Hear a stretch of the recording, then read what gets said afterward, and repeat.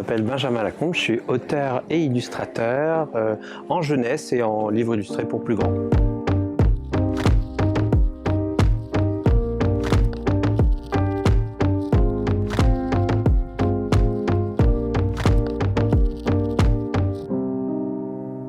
Qu'est-ce qui vous a inspiré l'album La meilleure maman du monde ?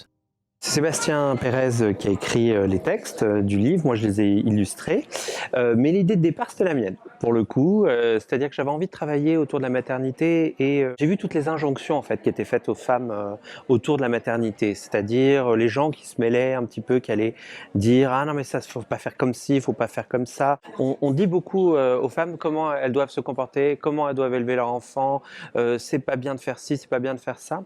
Et je me suis dit, mais ce serait intéressant de voir en fait pourquoi il y a un tel crispation et essayer de voir comment ça se passe ailleurs, chez les animaux.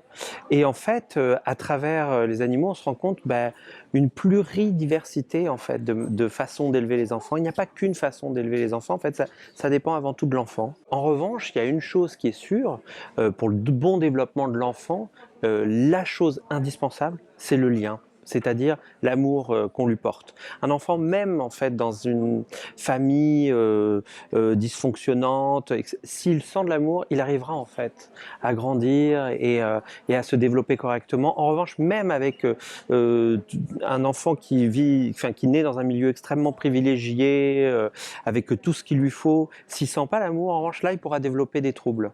Et c'est partant de ce point de départ-là et en partant des différents animaux, on arrive à une réponse en fait qu'il faut découvrir en lisant le livre. Qu'est-ce qui vous inspire et vous touche chez les animaux ? J'ai toujours aimé les animaux, j'en ai toujours dessiné dans tous mes livres, j'ai fait une quarantaine de livres, il n'y a pas un livre sans animaux. En revanche, c'est vrai qu'avec Bambi et une petite série qui s'appelle Sherlock, c'était la première fois où il n'y avait pas d'humain. C'est-à-dire que l'animal était en premier plan, c'était le personnage principal. Parce que en fait c'est compliqué puisque c'est vrai que quand j'ai commencé à travailler, j'ai travaillé beaucoup autour de la figure humaine, autour des expressions, de tout ça. Et mon dessin, c'est un dessin qui va pas reproduire une réalité exacte, mais qui va être une réalité incarnée. Je vais pas faire des proportions hyper réalistes en fait. Je vais avoir des proportions qui vont exacerber les éléments qui m'intéressent en fait dans les faciès, dans les formes, même dans la façon dont dessiner la nature.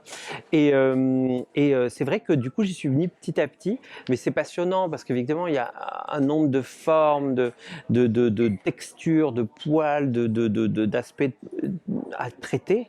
Et en particulier par exemple dans ce livre La meilleure maman du monde, il y a de tout. Il y a le monde aquatique, il y a des mammifères, il y a des arachnides, il y a plein de choses à créer et c'est passionnant. En fait, le dessin c'est formidable parce que c'est un moyen aussi d'apprendre, en fait, de découvrir, d'apprendre, de dessiner plein de choses différentes. Ces albums ont-ils une portée écologique ? Il y a une portée écologique bien sûr parce que évidemment quand on commence à parler d'espèces, il y a des espèces qui tendent à disparaître. On est dans une phase d'extinction là de masse sur beaucoup d'animaux. Il y a beaucoup d'animaux que je dessine maintenant. Ça se trouve dans quelques années ils n'existeront plus. C'est quand même la réalité du monde dans lequel on vit où tout ça c'est extrêmement accéléré ces 50 dernières années. C'est terrifiant. Quand on va à la Grande Galerie de l'Évolution à Paris, on voit qu'en fait, il y a plein d'espèces qui ont déjà disparu. Et puis même, tout à chacun peut se rendre compte de ça. C'est-à-dire que moi, je dessine très souvent des papillons dans mes livres. On en voit très peu maintenant des papillons. En fait, dans la campagne, partout. Moi, quand j'étais petit, j'en voyais partout des papillons et déjà, c'est déjà un signe qu'on peut voir tout à chacun ici en France. Vos albums ont souvent un message politique puissant. C'est aussi ce qui vous intéresse dans ces histoires ? Quand je choisis un texte, il faut qu'il me résonne en moi, qu'il me touche pour une raison ou pour une autre, par l'univers qu'il traite, mais évidemment avant tout par les problématiques en fait qu'il soulève. J'ai créé cette collection Les Classiques Illustrés parce que je trouve qu'un livre devient un classique parce qu'en fait il résonne à travers le temps, à travers les âges et les cultures, parce que ce qu'il porte en lui en fait est universel, parce que les problématiques qu'il traite dépassent en fait l'époque ou l'auteur qu'il a écrit. Et ça c'est formidable parce qu'évidemment, finalement, il résonne à travers les époques différemment, mais les problématiques qu'il soulève sont toujours là. Et c'est vrai que la problématique, par exemple, de Bambi, c'est-à-dire les résurgences qu'on peut voir encore de nos jours de racisme, de xénophobie, d'antisémitisme, malheureusement, c'est quelque chose qui est résurgent, qui vient tout le temps. Et là, reprendre ce livre-là et mettre en éclairage, en fait, la raison pour laquelle il a été écrit par son auteur, qui se sentait traqué, qui a décidé, en fait, d'utiliser effectivement les cerfs, les biches, pour traiter, en fait, de cette question d'être apatride. Je trouve qu'aujourd'hui, avec ce qu'on vit, la crise des migrations, les remontées d'antisémitisme, c'est plus que jamais en fait d'actualité. Et c'est incroyable en fait de voir en fait la force que peut avoir la métaphore et la parabole, parce que c'est ça en fait dont traitent tous ces classiques, c'est-à-dire arriver à nous faire comprendre, parce que malheureusement, souvent, quand ce sont des sujets difficiles comme cela, les gens ont envie d'être divertis. Donc, en fait, ils ne vont pas nécessairement vers ça. Ils veulent, voilà, mais justement, arriver à faire ressentir ce que c'est que d'être traqué, d'être une figure opprimée à travers des cerfs, des biches et puis un monde comme ça de la forêt, je trouve que ça, c'est très, très fort. Grimoire d'une sorcière et Frida sont très avant-gardistes sur le féminisme. Quel regard portez-vous sur ces œuvres ? Il faut toujours replacer le moment où ils sont faits. C'est-à-dire que Généalogie d'une sorcière, il est paru en 2008, donc ça fait quand même 13-14 ans maintenant. À l'époque, il n'y avait pas eu le bouquin de Mona Chollet, il n'y avait pas eu les bouquins de Pénélope Bagieux, il n'y avait pas eu tous ces livres-là qui traitent de la figure de la sorcière différemment. Et quand je l'ai sorti, j'ai eu beaucoup de mal en fait. J'ai heureusement trouvé une éditrice qui a disparu depuis, qui s'appelait Françoise Matteux, qui m'a suivi, parce qu'à l'époque, des sorcières qui n'étaient pas des vieilles femmes avec des furoncles et des chapeaux pointus, il n'y en avait pas. C'est-à-dire qu'en fait, la figure de la sorcière dans la littérature de jeunesse, c'était ça. Ce qui est en plus, une fois de plus, on parle de ça, c'est-à-dire c'est une vision réductrice, en fait, patriarcale, d'une femme qui, lorsqu'elle est instruite, lorsqu'elle dérange les hommes, on va la présenter laide, on va la présenter méchante, on va la présenter... Parce qu'en fait, en gros, quelque part, ce dont je me suis rendu compte, parce que là je retravaille maintenant encore sur les sorcières pour un prochain livre, ce qui réunit toutes les sorcières, de toutes les époques et de toutes les cultures, c'est une chose, c'est pas qu'elles sont vieilles, c'est pas qu'elles ont des chapeaux pointus, c'est pas qu'elles montent sur des balais, c'est pas tout ça, parce que bon, Lilith elle monte pas sur des balais et tout, c'est qu'elles n'ont pas de mari. C'est ça en fait, le lien de toutes ces femmes. Et ça montre bien en fait la raison pour laquelle en fait on va les dénommer comme sorcières, parce qu'en fait elles dérangent les hommes, parce qu'elles n'ont pas besoin d'eux. C'est vraiment la figure féministe par excellence. Et c'est marrant qu'elle revient, maintenant elle ressurgit au même temps que le mouvement MeToo, etc. Parce que effectivement ce sont des femmes qui ont lutté à travers le temps, des femmes qui ont réellement été accusées de sorcières. Quand on relit les procès de Salem, c'est terrifiant en fait de voir comment on a essayé de contraindre en fait des voix de femmes qui ont voulu vivre différemment, qui ont voulu s'instruire, qui ont voulu... C'est déchirant. Et c'est vrai que c'est pareil quand j'ai travaillé autour de Frida, c'était une figure qui était pas du tout à la mode comme c'est maintenant. Une fois de plus, depuis, il y a eu plein de livres. Là maintenant, c'est une Frida mania, ça n'arrête pas. Il y a plus une année sans un livre autour de Frida. Mais quand je l'ai sorti, c'était pas du tout le cas. Et Frida, c'était juste la femme folklorique qui mettait des fleurs dans les cheveux, qui était un monosourcil. À chaque fois, je disais, je travaille sur Frida, celle qui a le monosourcil.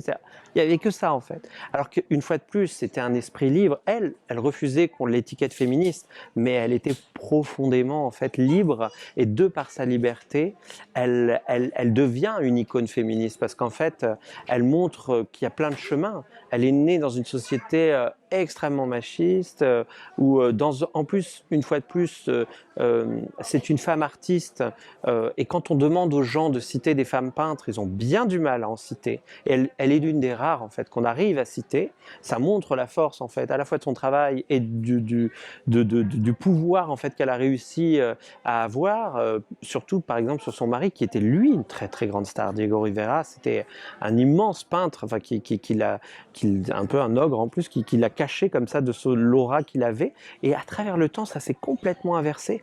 Et ça c'est ça que je voulais montrer aussi, c'est-à-dire ce livre qui dit que quelque part on peut naître avec beaucoup de difficultés parce qu'elle est née, elle avait déjà la polio, ensuite elle a eu cet accident très grave. Et en fait, c'est un livre sur la résilience, c'est un mot très à la mode maintenant, mais c'est l'idée de se dire que, et ça c'est une idée je pense qui traverse le temps une fois de plus, c'est de se dire que on est avec un certain capital, mais on peut tout à fait le transformer, on peut tout à fait en fait s'en servir, et ça peut devenir une force. Vous êtes régulièrement qualifié d'illustrateur jeunesse, or de nombreux adultes lisent vos livres. Comment l'expliquez-vous? Je ne veux pas faire des livres qui ont une date de péremption. C'est-à-dire après 5 ans, 8 ans, 10 ans, on ne peut plus les lire. Voilà, ça me ferait mal au cœur parce que je travaille beaucoup dessus. Donc je veux qu'on puisse les lire à plein d'âges différents. C'est pour ça qu'il y a des adultes en fait pour lesquels ça rentre en résonance. En plus maintenant, bon, ben, ça c'est terrible aussi. J'ai pas mal de gens qui me disent que je vous lis depuis que je suis toute petite ou toute petit. Ils ont 25 ans, maintenant ils viennent. Et, ben, effectivement, puisque ça fait 20 ans que je fais ce métier. Donc et oui, ils avaient 5 ans, c'est plus le cas. Donc ça aussi, c'est la chose qui est dingue. Et ce qui me touche, c'est qu'ils continuent, en fait, de me lire et d'apprécier mon travail, parce qu'à différents âges, en fait, on va l'apprécier différemment. Après, pour les dédicaces, je tiens à dire que les enfants, en fait, il faut être un adulte pour être un peu fou comme ça, pour attendre des heures en fait, pour avoir une dédicace. Un enfant, il a autre chose à faire de sa vie. Il en a conscience. Des fois, en fait, on a des fulgurances à l'enfance qu'on perd en grandissant. Et donc c'est vrai qu'il y a peu d'enfants en dédicace, mais ça ne veut pas dire qu'ils lisent pas, parce que moi quand je vais dans les classes, voilà, je vois vraiment qu'il y a beaucoup d'enfants qui lisent, mais ça s'inverse en dédicace, voilà. Mais ça ne veut pas nécessairement dire que la majorité de mon public est nécessairement, enfin dans les mêmes proportions en tout cas adulte. Avez-vous constaté un effacement de la frontière entre l'univers jeunesse et la littérature dite adulte? Je trouve que c'est des cloisonnements qui n'ont pas trop lieu d'être en fait. Je trouve que d'ailleurs, il y a pas mal d'émissions de télé, et tout, ils ont beaucoup de mal à parler de la jeunesse, ils savent pas trop le définir parce que c'est tellement varié. Moi, il faut quand même se rendre compte que on est tout le temps en train d'essayer d'amoindrir, de minimiser le secteur de la jeunesse, mais c'est le deuxième secteur de l'édition. C'est l'un des premiers à l'export. C'est-à-dire que ce qui s'exporte le plus, ce sont les livres jeunesse. Moi, par exemple, mes livres se vendent beaucoup plus à l'étranger qu'en France, mais dans une bien plus grande proportion. Et en fait, c'est une des choses qui fait rayonner la France à travers le monde. C'est-à-dire que la littérature de jeunesse et la littérature illustrée en particulier, c'est vraiment un secteur qui fait rayonner les artistes et la France dans le monde entier. Et je ne sais pas pourquoi ici, on a tendance à dire « Oh, c'est de la littérature », comme si c'était inférieur à la grande littérature qui serait la littérature. Alors, c'est quoi la littérature vieillesse du coup? Puisque nous, on a la littérature jeunesse. Je sais pas. Moi, je pense que, en plus, ça va dépendre vachement parce que certains, à un moment, vont dire que Les Trois Mousquetaires, c'est un livre de jeunesse. En même temps, bon, c'est quand même aussi, pour d'autres, ça va être de la grande littérature, c'est dans la Pléiade quand même. Alors, qu'est-ce que c'est finalement? On ne sait pas. Moi, je pense qu'en fait, un livre trouve son public, et je trouve que des cloisonnements comme ça n'ont pas lieu d'être, surtout pas maintenant. C'est-à-dire qu'il a pu y avoir à un moment une littérature qui était très codifiée. Il y en a encore malheureusement des trucs voilà, qui vont être... Mais je trouve que c'est varié, et ce qui compte, c'est que ce soit de la littérature de qualité. Depuis quelques années, vous êtes aussi directeur de collection chez Albin Michel. Quel est votre rôle? C'est une collection que j'ai créée il y a quelques années maintenant avec Lucette Savier aux éditions Albin Michel, avec Marion Jablonski aussi qui est la directrice. L'idée c'était de proposer des classiques en liberté, c'est-à-dire ce dont on a parlé tout à l'heure, c'est-à-dire la résonance que peuvent avoir les classiques voilà, dans la vie qu'on peut avoir maintenant. C'était l'un des points de départ, c'est-à-dire de se dire que ces classiques peuvent être tout à fait réinterprétés interprétés. Alors parfois souvent ce sont les textes intégraux, mais parfois ils sont réécrits. Parfois il va y avoir des adaptations. Et surtout, l'idée c'est vraiment de les traiter et que des artistes s'en emparent. Il faut qu'il y ait un lien fort en fait entre le texte et les artistes. C'est jamais des commandes. C'est-à-dire c'est jamais je viens voir quelqu'un, je dis je veux que tu illustres telle chose. Je demande d'abord à l'artiste, l'auteur ou l'illustrateur, lequel a résonné pour lui et pour quelle raison. Et du coup, forcément, il y a un lien très fort en fait qui s'établit entre le texte et l'artiste qui prend possession de ce texte. Et ça donne, je pense, des livres voilà, qui ont au moins un caractère, voilà, une prise de parti graphique forte. C'est ça en fait qui m'intéresse, c'est ça qui relie en fait tous ces textes. Et l'idée, c'est d'accompagner aussi au niveau de la fabrication avec des beaux papiers, des effets de découpe, enfin voilà. L'idée, c'est que l'objet et le texte et l'image correspondent entre eux et apportent en fait un nouvel éclairage et un nouveau voyage en fait. Quel est votre rapport entre la technologie et le dessin traditionnel? Je trouve que l'un peut être au service de l'autre, c'est-à-dire que j'aime qu'il y ait toujours un rapport au réel, c'est-à-dire à la matière réelle, c'est-à-dire que les dessins en eux-mêmes, je les fais toujours avec une vieille technique, puisque c'est de la gouache et de l'huile sur papier, ou de l'encre de Chine, ou de l'aquarelle, ou du crayon. Enfin, je ne fais pas de dessin à l'ordinateur, quoi. En revanche, j'adore me servir des nouvelles technologies pour amener en fait des nouvelles narrations. J'ai fait de la découpe laser. On a eu un brevet à l'époque, c'était en 2007. C'était les Amants Papier. On avait fait une découpe laser pour la couverture. Et pendant 2 ans, il y en avait pas eu d'autres de livres comme ça parce qu'on avait monté un brevet et en fait c'était un moyen de rentrer à l'intérieur du livre comme dans une porte en fait. On ajourait comme ça parce que c'était vraiment on rentrait dans la tête et c'est ça qui m'intéresse, c'est-à-dire quand la technologie elle est au service de l'histoire, du livre, pas simplement, je vais pas me dire tiens je vais faire un livre avec des découpes avec 300 pages de découpe et en fait au final l'histoire elle aurait pu être racontée enfin, vraiment, avec un album classique, elle fait 2 lignes, ça n'a pas d'intérêt. Moi, ce qui m'intéresse, c'est vraiment quand ça sert en fait le propos. Et je vais essayer de me servir de tout, même du livre numérique, alors que j'y connaissais rien. Mais je me suis dit, mais ça peut être intéressant et je l'ai utilisé 2 fois dans un livre qui s'appelait L'herbier des fées et un autre qui s'appelait Les super-héros détestent les artichauts parce que c'était l'idée de découvrir un nouveau monde en fait. Et le livre numérique, ça peut le devenir parce qu'il y a l'animation, le fait qu'en fait on est actif aussi dans sa lecture et ça m'intéressait beaucoup. Donc vraiment, c'est comme ça que je perçois les choses et je trouve que c'est pas des choses forcément qui s'affrontent, mais que ce sont des choses qui peuvent vraiment communiquer en fait. Et amener des nouvelles façons de lire. Là, par exemple, je viens de finir un livre qui sort là bientôt, qui a un carrousel. C'est une technique très ancienne, le carrousel. C'est parmi les premiers livres qui ont été faits. Il y a eu ces livres carrousel, donc c'est des livres comme ça, là, qui sont sur plusieurs plans. Mais en même temps, on a vachement réfléchi avec José Ponce, qui est l'ingénieur papier, parce que je voulais que ce soit un vrai livre. Et donc, on a un vrai livre fermé, avec un carton, et qui est un peu contraire au carrousel. Donc du coup, on a créé une structure en étoile pour qu'il puisse s'ouvrir, ce qui est une nouveauté technologique. Et on a créé aussi des pop-up, ce qui est complètement nouveau dans le carrousel. C'est-à-dire qu'on a des verticales et des horizontales, alors que normalement, le carrousel, ça marche par plan. Et on a normalement que des verticales, mais parce que je voulais qu'en fait les images, les cartes sortent, puisque c'est exactement ce qui se passe dans la narration, c'est-à-dire que dans Alice, hop, les cartes s'évadent, donc il fallait, donc là une fois de plus, la technologie, les avancées qu'on peut avoir, elles sont au service en fait de l'histoire. Quelle technique de dessin utilisez-vous? Alors les différentes techniques que j'utilise, c'est majoritairement des images comme par exemple celle-ci là, c'est de la gouache et de l'huile sur papier. C'est-à-dire, c'est une technique assez longue. En fait, la gouache, je l'utilise en jus, c'est-à-dire en petits jus successifs qui vont monter, et à la fin, ça va s'empâter et à la toute fin, je rajoute de l'huile. Après, dans les livres, il y a parfois plein d'autres techniques.